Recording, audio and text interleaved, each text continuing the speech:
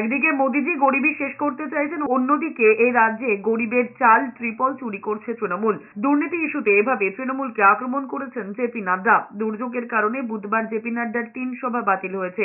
এরপর সন্ধে দলীয় কর্মীদের সম্মেলনে জেপি নাড্ডা বলেছেন, তৃণমূল মানেই অত্যাচার আর দুর্নীতি করে মানুষকে বঞ্চিত করা। এই রাজ্যের নেতা মন্ত্রীদের ঘর থেকে কোটি কোটি টাকা উদ্ধার হয়েছে। একের পর এক মন্ত্রীরা জেলে গিয়েছে। এই সরকারের সিস্টেমই হলো দুর্নীতি করা, অথচ মমতা বন্দ্যোপাধ্যায় এত কিছুর পরেও বলে চলেছেন সবটাই মিথ্যে। आप इंसानियत रखो, इनके सोचो, ये गरीब लोगों को दे रहे हैं। मोदी जी का आज तक नोट हो गया। मैंने कार्ड भिजवाए, इन्होंने कार्ड्स को फाड़ करके फेंक दिया। आप बताइए, ऐसी सरकार को फाड़ के फेंकना चाहिए नहीं? এদিকে জেপি নাড্ডার সভায় ডিউটি করতে যাওয়ার পথে দুর্ঘটনায় আহত হয়েছেন ইন্সপেক্টর সহ গাড়ির চালক। রানাঘাটে 12 নম্বর জাতীয় সড়কে দুর্ঘটনার কবলে পড়ে পুলিশের গাড়িটি। গুরুতর জখম অবস্থায় ইন্সপেক্টর এবং গাড়ির চালককে হাসপাতালে ভর্তি করা হয়েছে।